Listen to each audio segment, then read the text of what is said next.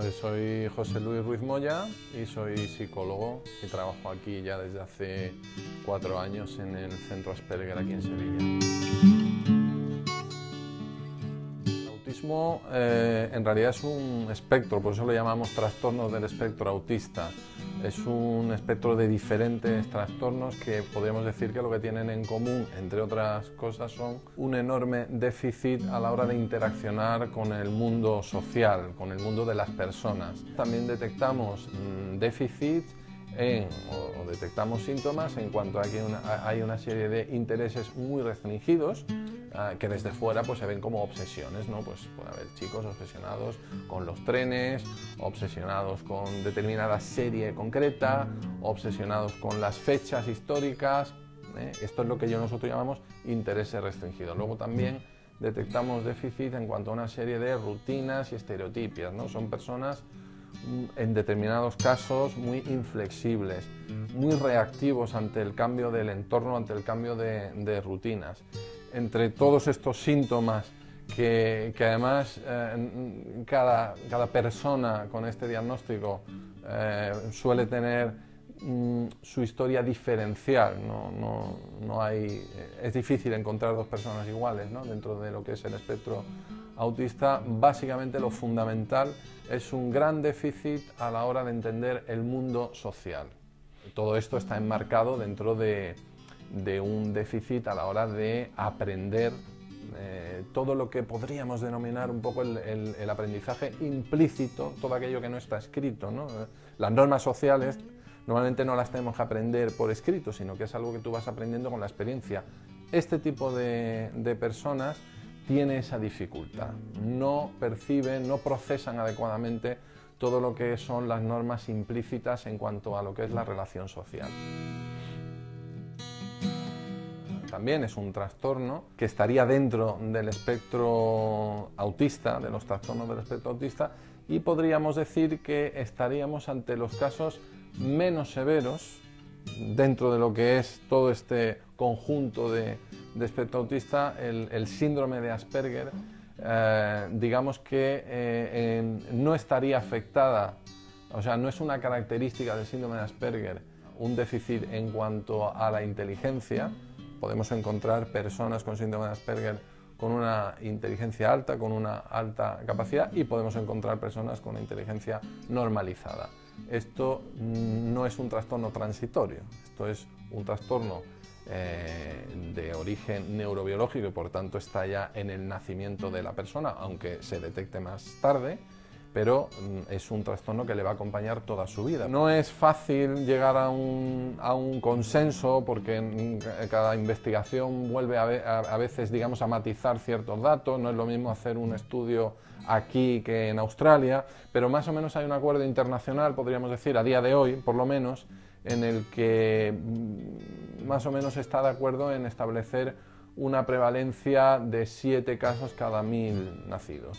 Es un trastorno, el síndrome de Asperger, eminentemente masculino, es decir, la prevalencia entre los hombres es mucho mayor que en el género femenino, aproximadamente una chica por cada 8 o 9 casos de chicos Asperger, aproximadamente. Yo diría que cada niño, cada adulto, en concreto yo trabajo sobre todo con adolescentes y adultos, son diferentes. Es verdad que hay determinados síntomas, lógicamente que son comunes, ¿no? Porque si no sería imposible diagnosticarlo, pero tanto la severidad de cada síntoma como la presencia del conjunto de síntomas en cada persona varía y en ocasiones varía de forma bastante sensible. Dentro de un tiempo, no sabemos todavía cuándo, pero una nueva revisión de las normas diagnósticas que utilizamos los profesionales, ¿no?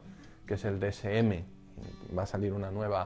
Esto es digamos, un manual internacional que se hace en Estados Unidos, pero con la colaboración de especialistas de todo el mundo y de todos los trastornos de tipo psicológico. Y precisamente en el nuevo DSM-5, que es la nueva versión que va a salir, probablemente no, prácticamente va a haber una revisión, ¿no? En cuanto a cómo clasificar precisamente o cómo dimensionar el grado de afectación de cada persona.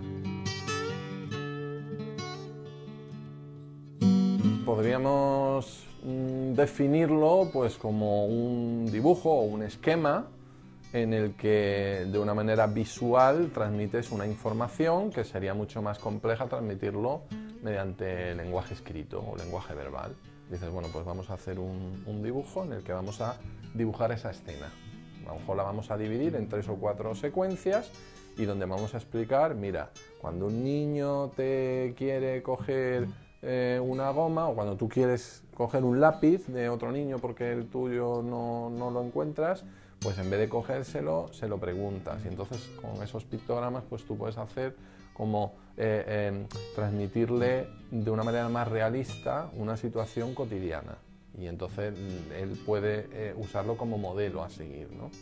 Suele ser bastante importante, como se ve en muchos de estos dibujos que hay por aquí, el uso explícito y evidente de la expresión de la cara, porque es cierto que ellos tienen una gran dificultad a la hora de interpretar las situaciones sociales, que todos las interpretamos fácilmente por la expresión de la cara, ¿no? Podemos saber qué está pasando y cómo se está sintiendo la otra persona, pues precisamente para identificar cuál es la conducta más deseable y cuál es la conducta que te va a generar más problemas, es importante utilizar y plasmar precisamente qué expresión en la cara va a generar una u otra alternativa, ¿no? La terapia con pictogramas, con vídeos, con actividades en grupo, evidentemente hace que ellos mejoren, y además esto es algo que hemos ido viendo de forma muy evidente, porque los chicos que han sido diagnosticados de forma temprana y han empezado una terapia pronto, digamos que la evolución y ciertas dificultades suelen ser menores que aquellas personas, que también hemos tenido casos, que el diagnóstico ha venido muy tarde. En este síndrome, como yo diría que en todos, ¿no?, lo más indicado siempre es la mayor integración posible, por supuesto, en una sociedad normalizada. Ellos suelen, en gran medida, funcionar con muchas rutinas adquiridas. El problema es que muchas de esas rutinas a veces no son, como decimos los psicólogos, adaptativas, es decir, no vienen bien, pueden generar determinados problemas. Entonces sí que es cierto que determinadas conductas adaptativas, determinadas conductas deseables, pues como puede ser, por ejemplo, el aseo diario, o la manera o las horas a las que hay que comer, o las horas en las que hay que dejar, por ejemplo, de jugar para para ir a cenar, lavarse los dientes, pues esos aprendizajes, digamos, que vienen bien, a veces entran mejor y se aprenden mejor y se adquieren mejor, y sobre todo se sustentan y se consolidan de mejor manera si se hace a través de una rutina. Se trabaja mucho también en el ámbito académico, ¿eh?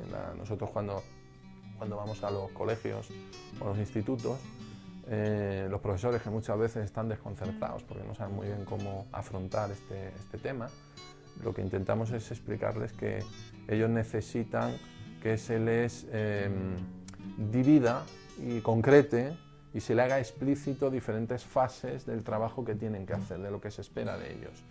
En ocasiones vemos que estos chicos pueden tener un conocimiento más o menos adecuado de una materia determinada, pero si no se le explica de qué manera tienen que estructurar ese contenido y de qué manera responder, te fallan en un examen.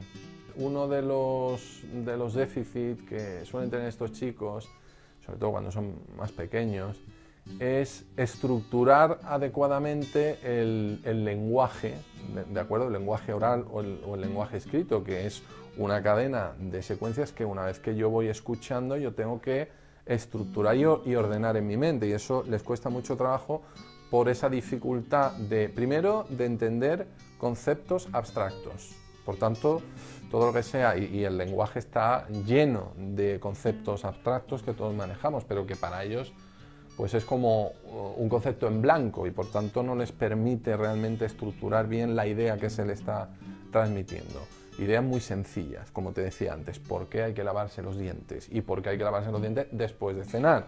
Una de las dificultades que tienen es el no entender la trascendencia de determinados hechos. Para ellos les puede costar trabajo por qué hay que lavarse los dientes. Entonces, claro, si yo no entiendo por qué me tengo que lavar los dientes, pues no me los lavo. El hecho de cambiar esa información escrita o verbal plasmado en un simple dibujo o en una secuencia de dibujos que además el niño puede verlo de delante a atrás, de atrás a adelante, hasta que más o menos vaya entendiendo lo que se le está diciendo ahí, no cabe duda de que puede facilitar bastante y de que facilita bastante el aprendizaje de una serie de conceptos. Entonces, bueno, pues en este sentido sí que podríamos decir que ellos tienen una mayor facilidad de aprender conceptos mediante pictogramas. Mirando cualquier sala de terapia de las que tenemos aquí en el centro se puede ver, ¿no? Es decir, si os fijáis, pues la mayoría son dibujos. Es verdad que en ocasiones hay determinadas normas escritas, pero siempre acompañados de dibujos que plasmen precisamente la idea principal.